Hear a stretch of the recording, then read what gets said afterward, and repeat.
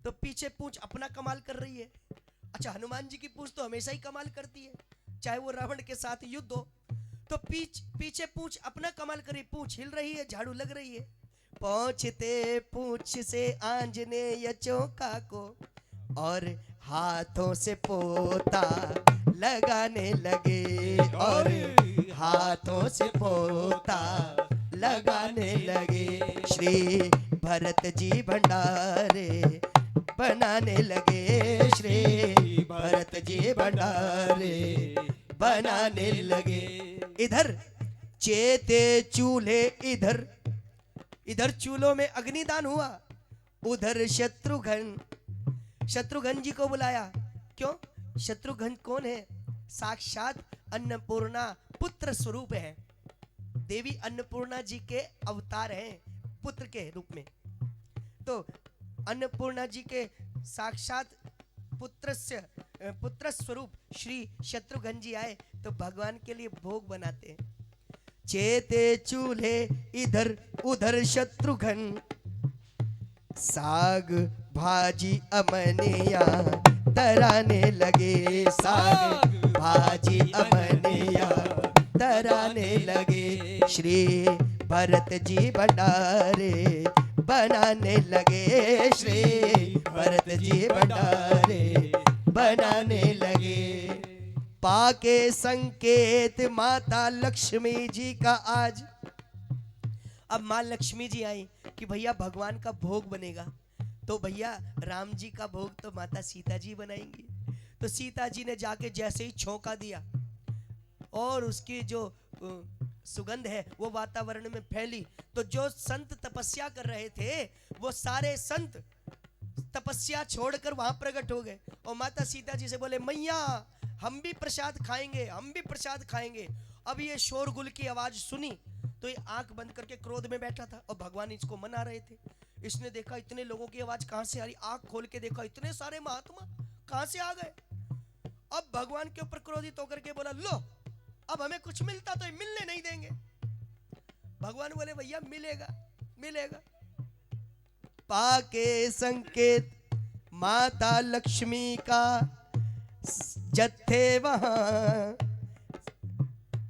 अष्ट सिद्धि और नौ निधि आने लगे, अष्ट सिद्धि और नौ निधि आने लगे। हाँ, श्री भरत जी भंडारे बनाने लगे, श्री भरत जी भंडारे हाँ बनाने लगे, हाँ बनाने लगे, हाँ बनाने लगे। तो देवी सीता जी ने जब भोग बनाया तो सारे संत वहां पर आ गए और ये भक्त भगवान पर क्रोध कर रहा है। तो गुरुजी पेड़ के नीचे खड़े होकर ये सब देख रहे हैं। ये अकेला बड़बड़ा रहा है, कभी आंख बंद करे, कभी आंख खोले, कभी बुरा भला कहे, लगता पागल हो गया। तो गुरुजी कहे, बच्चा क्या कर रहे हो? ये बोला, गुरुजी आप भले आए, क्या हो गया? अरे गुरुजी आपने कितने सारे भगवान मेरे पीछे लगा दिए, देखो कितने सारे भगवान। गुरुजी बोले, हमें तो कोई दिख नहीं रहा। अब राम जी पे क्रोध होकर के बोला, क्यों हमें दिखते हो, इनको नहीं दिखते? गुरुजी को दिखो। भगवान बोले, हम नहीं दिखेंगे। अब ये दोहरी समस्या। भक्त बोला, क्यों नहीं दिखेंगे? वो तो हमारे गुरुजी हैं। हाँ, वो तो आपका पूजन करते हैं, आपका भजन करते हैं, विद्वान है, सक्षम है, तो क्यों नहीं दिखेंगे? भगवान बोले, आपके गुरुजी हमारा पूजन करते हैं, भजन करते हैं, विद्वान है, सक्षम है, भजन करते हैं, माला जपते हैं, लेकिन तुम्हारे गुरुजी में वो चीज नहीं है जो तुम में है। तो ऐसा मुझ में क्या है जो मेरे गुरुजी में है कि तुम इतने सरल हो, इतने प्रेमी हो, इतने भावुक हो कि तुमने हमें अपने पास आने पर मजबूर कर दिया। गुरुजी ने पूछा, बेटा भगवान क्या कह रहे हैं? तो ये तो सीधा सरल था भाई। तो भगवान से गुरुजी से बोले, गुरुजी भगवान कह रहे आप ना सरल नहीं हो। तो गुरुजी बोले, बिल्कुल सही बात कही। अब भगवान कहते हैं, नवम सरल छल छल सठ हम छल सठ दम हीना। जो व्यक्ति छलहीन हो, सरल हो, ये नवदा भक्ति का 9वां सूत्र है, जिस समय देवी शबरी जी को भगवान नवदा भक्ति का सूत्र पढ़ाते। तो जो सरल व्यक्ति होता है भगवान कहते हैं उसको मैं पहले ही प्रेम से मिल जाता हूं। इसलिए भगवान कहते हैं नाना भांति नचायो भगतन मोहे, नाना भांति भक्तों ने मुझे नाना प्रकार से नचाया। हाँ, झूठे बेर शबरी के खाए, प्रेम विवश रघुराई, सबसे ऊंची प्रेम सगाई, सबसे ऊंची प्रेम सगाई, सबसे ऊंची प्रेम सगाई, सबसे ऊंची प्रेम सगाई। दुर्योधन की मेवा त्यागे, दुर्योधन की मेवा त्यागे, साग विदुर घर खाई, सबसे ऊंची प्रेम सगाई, सबसे ऊंची प्रेम सगाई, सबसे ऊंची प्रेम सगाई, सबसे ऊंची प्रेम सगाई, सबसे ऊंची प्रेम सगाई। सबसे ऊंची प्रेम सगाई।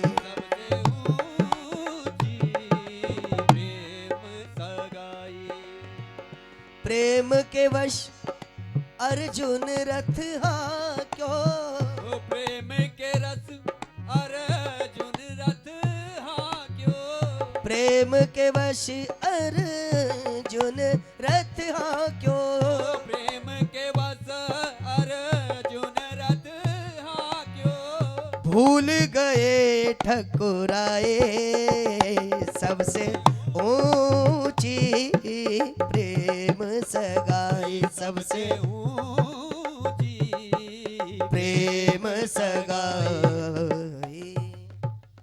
इसलिए प्रेम ते प्रकट हो ही मैं जाना। भगवान भोलेनाथ भी दक्ष के प्रेम में आकर प्रसन्न हो गए। ऐसी ये सुंदर कथा है।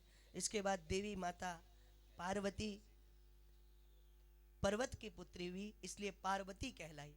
हाँ, और मैना की बेटी हुई। देखिए, अगर हम अपनी बेटी में चाहते हैं कि उसके अंदर मैं पार्वती जैसे गुण हो तो क्या हो, उसकी माता में मैं ना होनी चाहिए। हाँ, मैं ना होनी चाहिए। और ये मैं बड़ी खतरनाक है। ये मैं कैसी है? मैं कहती है अगर मैं न होती तो रावण न मरता, मैंने ही रावण मारा, मैंने ही रावण के कुल का नाश किया था सारा, मारा मारा मैंने मारा, अगर मैं न होती तो रावण न मरे। अब ये मैं क्या कहती है? मैंने उसे को बहुत समझाया, उसने एक न मानी, मैंने उसको बहुत समझाया, मैंने उसने एक न मानी, अन्ना माने तो ओ मेरे भैया पड़ी थी जान गवानी, ना माने तो ओ मेरे भाई पड़ी थी जान गवानी, मैं के ही कारण हर युग में राम से रावण हारा। हाँ, ये मैं बार बार समझाती, इसलिए मैं ना और मैं ना करना ओ मेरे भैया, मैं तो बहुत बुरी है, मैं की गर्दन पर मेरे भाई चलती सदा है नहीं। आप देखते हैं कुछ लोग अपने स्वाद के कारण बेचारे सीधे साधे शाकाहारी जीव को चट कर जाते। बोलो सियावर रामचंद्र भगवान की।